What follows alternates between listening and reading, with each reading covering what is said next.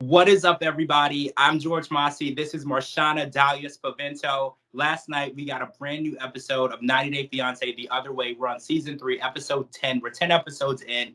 There's a lot to cover, so I'm not going to waste any time. Make sure you live tweeting us every Sunday. Our Twitters are right here at the bottom. So we're going to just start out and start talking about Ellie and Victor. So after spending a night together in the house that they're actually rebuilding, it's become evident that Ellie and Victor don't actually get along.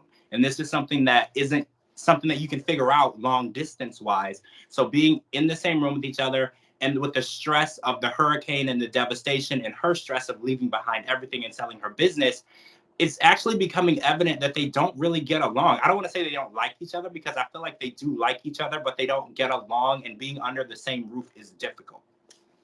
I don't think Ellie and Victor like each other at all. I think Really? yeah, I think Victor's in it for convenience and money, and I think Ellie's in it for fantasy. When you are in a long distance relationship, it's kind of really hard to know what life with your partner will actually be like in the same space. So there's a lot of fantasy and romanticism involved, and I think that that's all coming to an end for Ellie. She's really understanding what life with Victor will be like. And I think Victor's also like, dang, I mean, I need money or whatever, but I can't deal with her. Like, I don't know.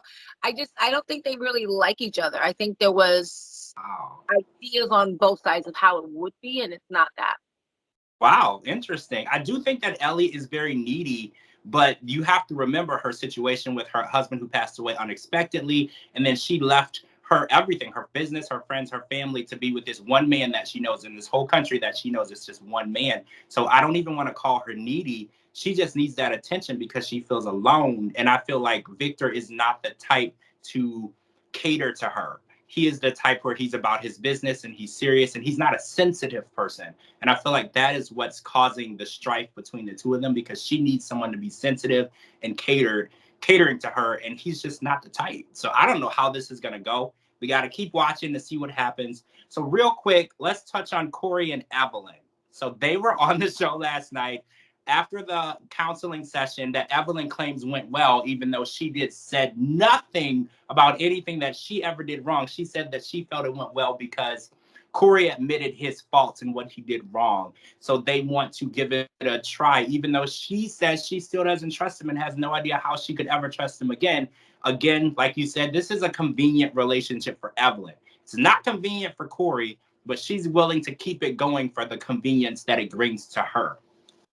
I mean, notice that she said, yeah, when he's like, I feel like we can be back in, and I can come back to the house, and she's like, yeah, you can. We can have a couple of movie nights, pay half the rent. So I think that, she only sees Corey for what he can do for her financially. And remember, she blew through the $50,000 life savings that he had initially a couple of years ago when we first met this couple. So, and then he ran through all of his money, but she's just going to bleed him until there's nothing left. I don't really even think there's anything left. And I'm surprised that she only asked for half the rent and not all. Like, that is beyond me. That I was shocked too. Yeah. You want to pay this rent, you live with me anyway. So I just feel like I don't get it. It's so painful. And I tweeted this last night, and several people agreed with me that it's actually painful to watch Corey in action because Evelyn does not respect him, and that's clear. Corey also doesn't command any respect. He is so spineless and so weak and lacks real leadership authority or anything. He's just so weak. I can see why Evelyn despises him. I cannot see why Evelyn chooses to be with somebody that she despises.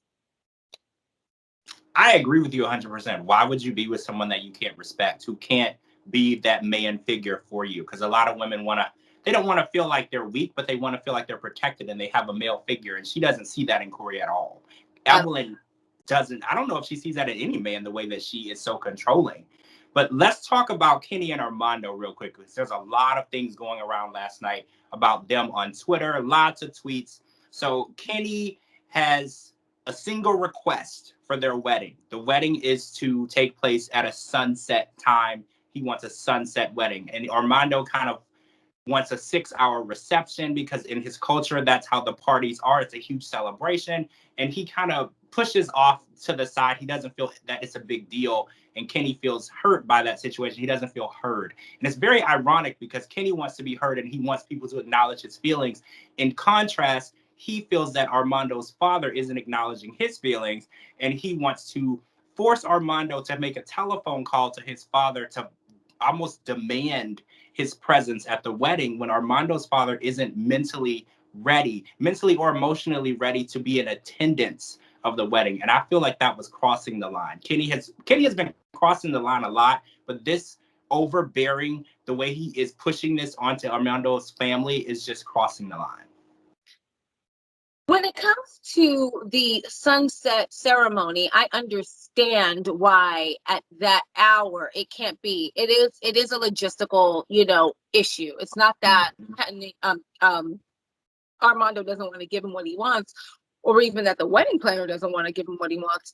They do, but it's just not possible. And I understand what Kenny means. Like, Armando, you just kind of immediately jumped to their side. You didn't really support me. And it's a more of an issue of support than realistically what can happen. Now, I'm a fan of 6-hour receptions. I extended my reception until 1 a.m. My wedding started at 5 p.m. and I wanted the party to go to 1 a.m. My guests did not. They dipped on me and I spent extra money, but I'm over it now. I get it. Americans are not used to long receptions. I'm of the mind of these Mexican parties that just don't end. Yeah, I want that. Anyway, when it comes to Armando's father, I really feel for him because he's in a delicate space. He loves his son. He accepts his son. But the imagery of a wedding might be too much for him right now. To see his son with another man at the aisle, exchanging vows, saying the I love yous, sharing a kiss to seal the deal. He's not ready. I don't want to judge him for not being ready. I appreciate that when Kenny was at the house, he greeted him, he embraced him, he tells his son that he loves him. But if someone is not 100% on board with your wedding, they shouldn't be there. And I don't care who it is. I don't care if it's your mother, your father, your brother, your auntie. Find a way to deal with the negative feelings you have that they're going to miss your wedding. And I agree with Armando. It's a once in a lifetime. You can't make up missing someone's wedding. People missed my wedding. They'll never be able to make up for it. So, but I understand his father, and I actually have more respect for him for being like, you know what? My attitude may not even be in the right place if I'm there at your wedding. And I don't even want to bring that energy. I'm happy for you, but I'm going to be over here while you do this over here. I think it's fair. Might be an unpopular opinion on Twitter, but I think it's fair. I do too. Forcing someone or demanding someone's presence at an event that they're not ready to be at is not something you should ever do. And I think that it's a mental, when you process information, and especially about people that you love a lot, it's a process and it's an emotional, mental situation that you go through. And there's steps to being emotionally ready. He accepts his son. He loves his son. He's not ready for the spectacle of a wedding, because he even requested not a lot of PDA at the wedding, even though he's not even going to be there, because he just is worried about how it will look to the friends and family in their culture. He's still in a culture situation. He's not in that state of, I don't care what people feel and how they think about my son. He's not there yet. He will get there. But if Kenny continues to badger him, it is possible he may never come around and he may just throw his hands up and wash his hands of the situation. And I feel like you have to let people grow at their own pace. Water them, water the soil. Be there, be supportive of how fast they're going, but never demand that they go any faster than they are moving at that moment. I agree. All right, guys, that's it for part one. We got to come back for part two and talk about the rest of what happened last night.